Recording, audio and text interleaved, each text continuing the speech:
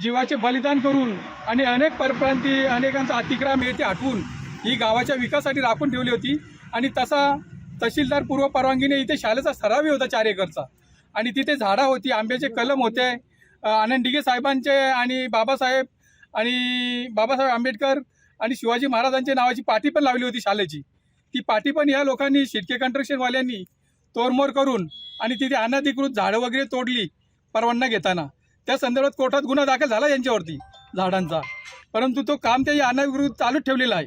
तर त्या संदर्भात पण ग्रामपंचायतवर कारवाई आलेली आहे आणि ती कारवाई ग्रामपंचायत ग्रामसेवकला कुठेतरी थोडा दाबलेला आहे। कोणी दाबले काय केले ते काय आम्हाला माहीत नाही, पण त्या संदर्भात ग्रामसेवकनी तहसीलदारांकडे पाठवला। तहसीलदारांनी कलेक्टरांनी प्रांतांना सांगितलं की यांना न्याय द्या।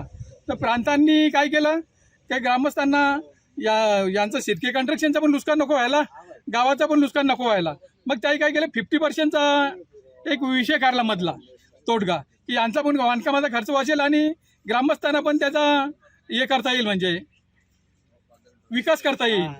तर त्यासाठी त्यानं संधी दिली का 50% आता मी देता की नाही, बोलतं अनधिकृत ठरलेलं आहे।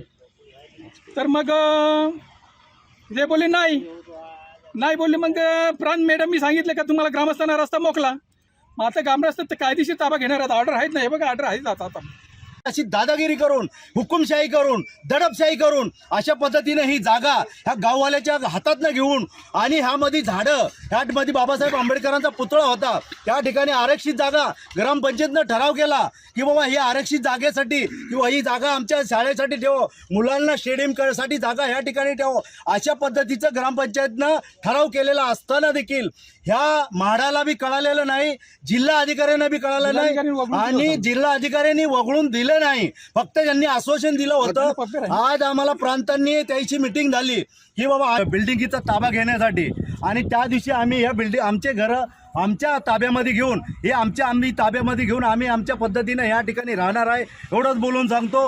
आज ह्या ठिकाणी सर्व उपस्थित बांधव आले, आमचे पोलीस पाटील आलेत, आमचे येणाऱ्या 7 तारखेला 11 वाजता ह्या ठिकाणी घरांचा आम्ही ताबा घेणार आहे।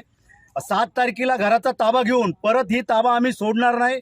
त्या ठिकाणी जे काही शासनाचे कायदे असतील ती आम्ही तोडून या ठिकाणी आम्ही घरामध्ये घुसून आमचे ताबे घेणार आहे।